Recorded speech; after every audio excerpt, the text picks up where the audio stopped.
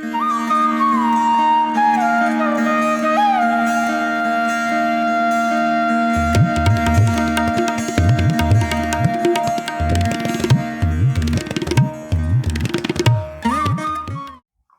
ஸ்ரீ குருப்யோ நமः. அன்பு நண்பர்களே, வணக்கம். இன்றைய பகுதியில் ஜோதிட சூக்ஷ்மங்களின் தொடர்பாக துல்லியமான பலன்களை எவ்வாறு அறிவது என்பதை பற்றி இன்றைய வீடியோவில் பார்க்கலாம். நூற்றுக்கணக்கான ஜோதிடர்களிடம் நாம் ஜாதகத்தை காட்டி பலன்களை கேட்டாலும் விரல் விட்டு எண்ணக்கூடிய ஜோதிடர்களால் மட்டுமே சரியான பதிலை கூற முடிகிறது. அவர்களும் அனைத்து ஜாதகங்களுக்கும் துல்லியமாக கூற முடிவதில்லை. அதற்கு பல்வேறு காரணங்கள் இருக்கலாம். அதாவது ஒவ்வொருவரும் அவரவர்களுடைய குருமார்களிடம் என்ன கற்றார்களோ அதனுடைய தாக்கத்தின் வெளிப்பாடே அவர்கள் கூறும் பலன்களில் இருக்கும். அதாவது சென்ற வீடியோவில் கூறியதைப் போல அஸ்தங்கமான கிரகங்களை பற்றி வெவ்வேறான அணுகுமுறைகள், ராகு கேதுக்களின் ஆட்சி வீடுகள் மற்றும் பார்வைகள், உச்ச நீச்ச நிலைகள், வர்க்க சக்கரங்களில் உள்ள சில வழிமுறைகளை உபயோகப்படுத்தும் முறை, அயனாம்சங்கள் போன்ற பலவிதமான முறைகளை உபயோகப்படுத்தும் போது சில பலன்கள் மாறத்தான் செய்கின்றன.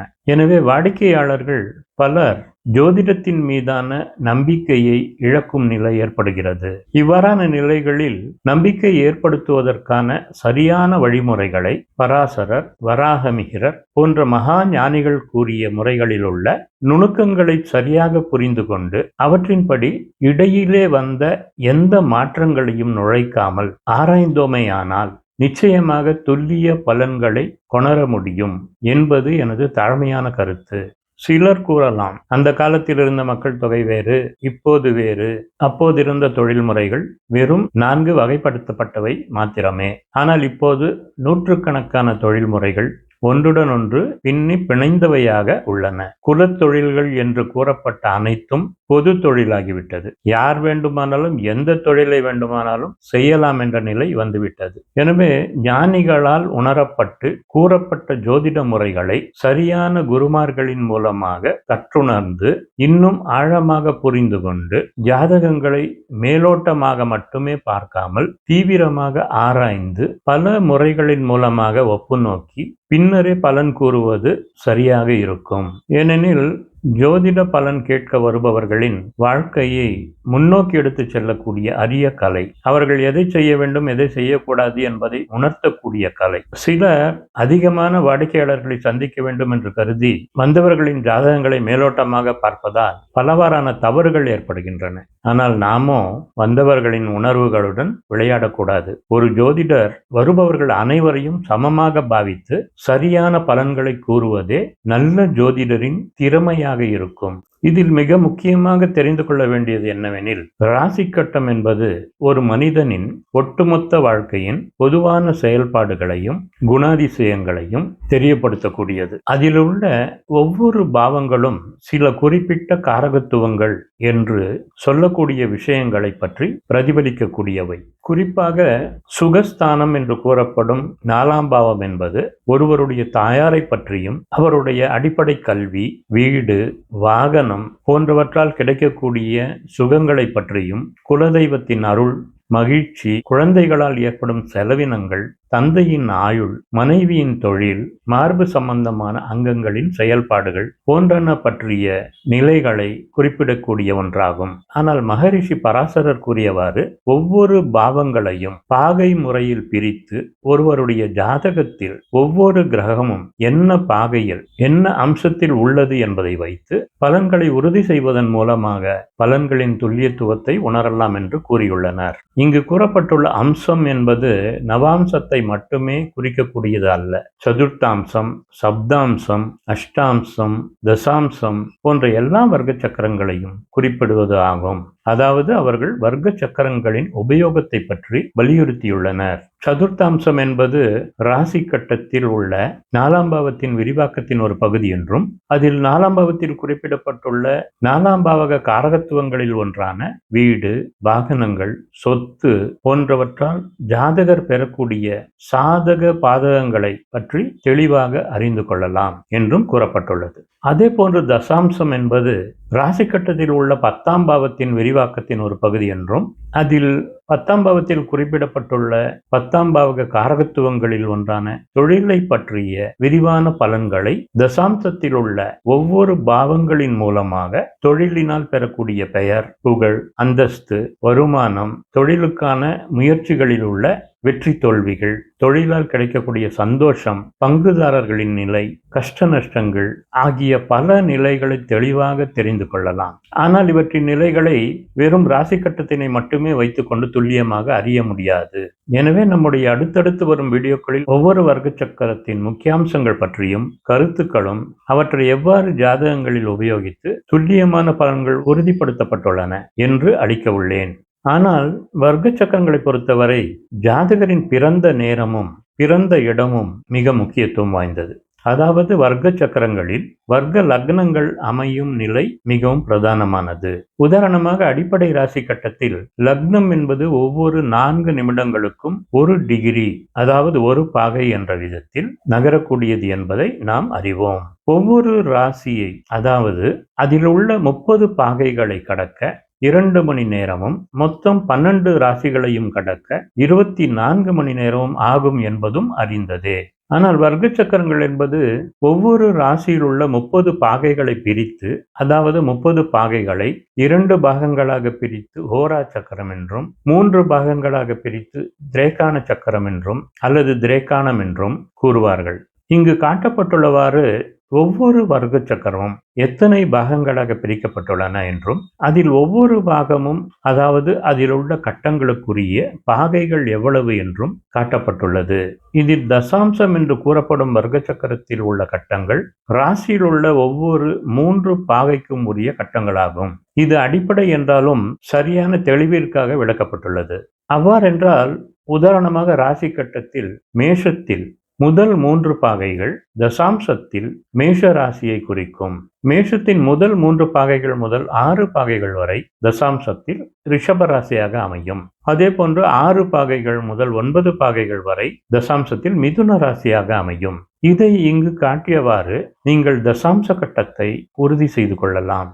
இதில் ஒவ்வொரு கட்டமும் ராசி கட்டத்தின் 3 பாகைகளை குறிப்பிடுவதால் ராசி கட்டத்தில் மேஷ ராசியில் 3 பாகைக்குள் லக்னம் விழுந்தால் அது தசாம்சத்தில் மேஷ ராசிக்குள் லக்னம் அமரும். மேஷத்தில் 3 பாகைகளுக்கு மேல் லக்னம் நகர்ந்தவுடன் அது தசாம்சத்தில் அடுத்த கட்டமான ரிஷபத்திற்குள் நுழைந்துவிடும். மேஷத்தில் முதல் 3 பாகைகளை கடக்க லக்னம் 1 பாகை நகர 4 நிமிடங்கள் என்ற வீதத்தில் 12 நிமிடங்கள் எடுத்துக்கொள்ளும். 12 நிமிடங்களுக்கு பிறகு அடுத்த நொடியில் தசாம்சத்தின் அடுத்த ராசிக்குள் நுழைந்துவிடும் என்பதை கவனத்தில் கொள்ள வேண்டும்.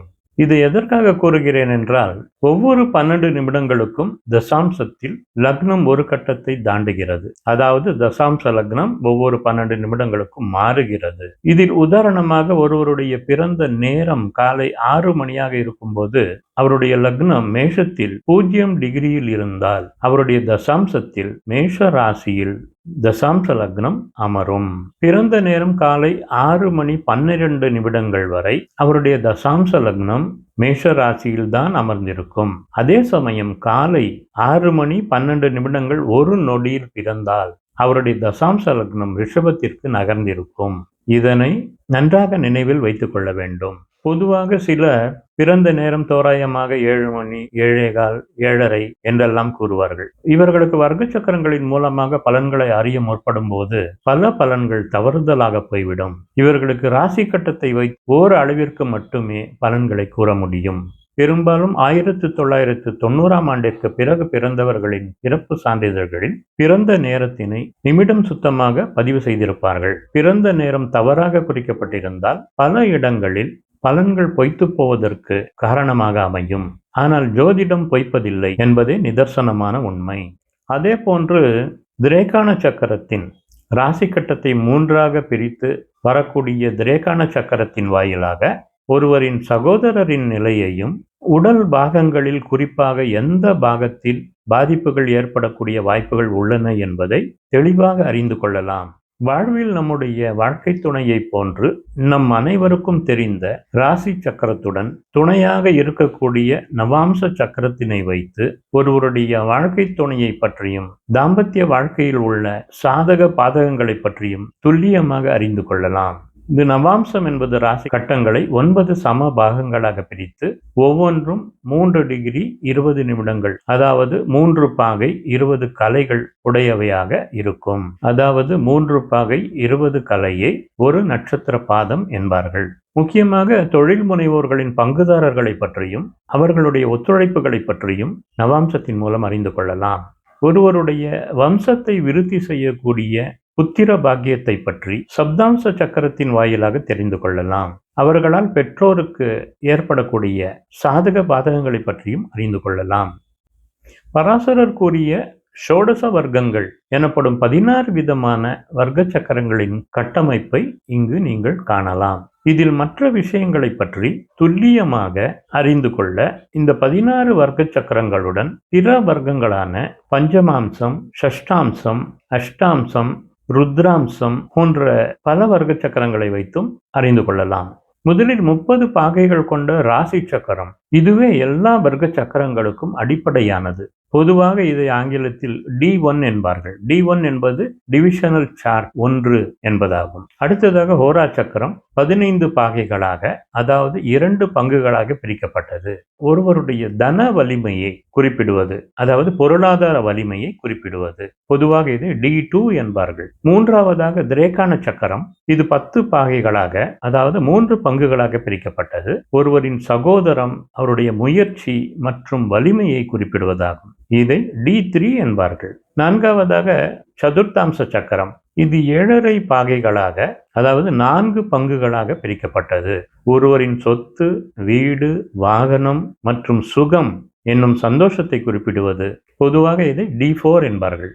ஷோடச வர்க்கங்களில் 5வதாக சப்தாம்ச சக்கரம், இது 4 பாகை 17 கலை 8 விகலைகளாக, அதாவது 7 பங்குகளாக பிரிக்கப்பட்டதாகும். ஒருவரின் குழந்தைகள் மற்றும் குழந்தைகளால் ஏற்படக்கூடிய சாதக பாதகங்கள் பற்றியும் குறிப்பிடுவதாகும். இதை D7 என்பார்கள். அடுத்ததாக நாம் பொதுவாக அறிந்த நவாம்ச சக்கரம், இது 3 பாகை 20 கலைகளை கொண்டது, அதாவது 9 பங்குகளாக பிரிக்கப்பட்டது. ஒருவரின் வாழ்க்கை துணை மற்றும் பங்குதாரர்களால் ஏற்படக்கூடிய சாதக பாதகங்களை பற்றி குறிப்பிடுவதாகும். இதை D9 என்பார்கள். 7வதாக தசாம்ச சக்கரம், இது 3 பாகைகளாக, அதாவது 10 பங்குகளாக பிரிக்கப்பட்டது. ஒருவரின் தொழில் மற்றும் தொழில் மூலம் ஏற்படக்கூடிய சாதக பாதகங்கள் பற்றி குறிப்பிடுவது. இதை D10 என்பார்கள். ஷோடசத்தில் அடுத்ததாக துவாதாம்ச சக்கரம், அதாவது ஒவ்வொன்றும் 2 பாகை 30 கலைகளாக, அதாவது 12 பங்குகளாக பிரிக்கப்பட்டது. ஒருவரின் தாய் தந்தையரை பற்றிய விவரங்களை இதில் அறியலாம். அடுத்ததாக ஷோடசாம்ச சக்கரம், இது 1 பாகை 52 கலை 30 விகலைகளாக, அதாவது 16 பங்குகளாக பிரிக்கப்பட்டது. இது பொதுவாக ஒருவருடைய மன மகிழ்ச்சி, எந்தெந்த வழிகளில் அவர்கள் மகிழ்ச்சி அடைவார்கள் என்பதை பற்றி குறிப்பிடுவதாகும். இதை D16 என்பார்கள்.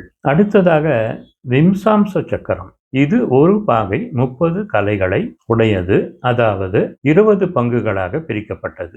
ஒருவரின் ஆன்மீக ஈடுபாடு மற்றும் குலதெய்வங்களை பற்றி அறிந்து கொள்ளலாம். பொதுவாக இதை D20 என்பார்கள். அடுத்து சதுர்விம்சாம்ச சக்கரம் அல்லது சித்தாம்சம் என்று கூறுவார்கள். இது ஒவ்வொன்றும் 1 பாகை 15 கலைகளை கொண்ட, அதாவது 24 பங்குகளாக பிரிக்கப்பட்ட சக்கரமாகும்.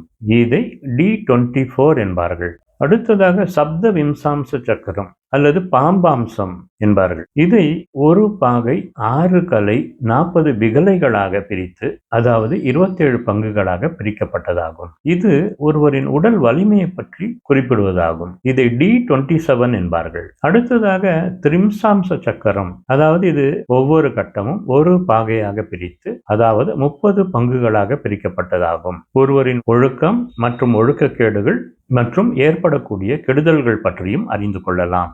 இதை D30 என்பார்கள். அடுத்ததாக கவேதாம்ச சக்கரம், இது 45 கலைகளாக, அதாவது 40 பங்குகளாக பிரிக்கப்பட்டதாகும். ஒருவரின் தாயார் மற்றும் தாயாரின் உறவினர்கள் பற்றி இதை வைத்து அறிந்து கொள்ளலாம். இதற்கு D40 என்பார்கள். அடுத்ததாக அக்ஷ வேதாம்ச சக்கரம், இது ஒவ்வொன்றும் 40 கலைகளை கொண்ட, அதாவது 45 பங்குகளாக பிரிக்கப்பட்ட சக்கரமாகும். இதை வைத்து ஒருவரின் தந்தை மற்றும் தந்தை வழி உறவுகளை பற்றியும் அறிந்து கொள்ளலாம். இதை D45 என்பார்கள். ஷோடச வர்க்கங்களில் 16வதாக ஷஷ்டி அம்ச சக்கரம். இது ஒவ்வொன்றும் 30 கலைகளை கொண்டதாகும். அதாவது 60 பங்குகளாக பிரிக்கப்பட்டது. இதில் முக்கியமாக ஒருவரின் முற்பிறவி கர்மா பற்றி அறிந்து கொள்ளலாம். இதை D60 என்பார்கள். இவற்றில் இன்னும் பிற காரகத்துவங்கள் பற்றியும் கூறப்பட்டுள்ளன. அவற்றை பற்றிய விவரங்களை அடுத்தடுத்த வீடியோக்களில் உதாரண ஜாதகங்களுடன் பார்க்கலாம். மிக முக்கியமாக ராசி கட்டத்தின்படி தசாபுக்தி பலன்களை பார்ப்பதை விட வர்க்க சக்கரங்களில் சந்திரன் நின்ற நட்சத்திரங்களின்படி தசாபுக்திகளை அமைத்து பலன் கூறுவது மிக துல்லியமாக வருவது அனுபவபூர்வமான உண்மை. இதை வைத்து ஒரு சம்பவத்திற்கு கால நிர்ணயம் செய்யலாம். மேலும் பலன்களின் துல்லியத்துவம் பற்றி உறுதி செய்வதற்கு வாழ்க்கையில் நடந்த சில சம்பவங்களை வைத்து பிறந்த நேரத்தை முன்பின் நகர்த்தி சரி செய்வதன் மூலமாக உறுதி செய்யலாம். ஆனால் அதற்கு அதிகமான நேரம் செலவிடப்பட வேண்டும் என்பதை மறந்துவிடக்கூடாது. அதையும் ஒரு தனி வீடியோவாக விளக்க உள்ளேன். ஆனால் இவற்றை சிறந்த அனுபவத்தின் மூலமாகவே பெற முடியும். இன்னும் பிற விஷயங்களை பற்றி அடுத்த வீடியோவில் தொடரலாம். எனவே நண்பர்களே, இவ்வளவு நேரம் இதை பார்த்ததுக்கு நன்றி. என்னுடைய ஒவ்வொரு வீடியோவினையும் தவறாமல் பார்த்து வாருங்கள். உங்களுக்கு ஜோதிடத்தின் பல சூக்ஷமங்கள் தெரிய வரும். இந்த சேனலின் லிங்கினை மற்ற நண்பர்களுக்கும் பகிருங்கள். அனைவருக்கும் உபயோகமாக இருக்கும். அடுத்த வீடியோவில் சந்திக்கலாம். நன்றியும் வணக்கமும். சர்வே ஜனா சுகினோ பவந்தோ.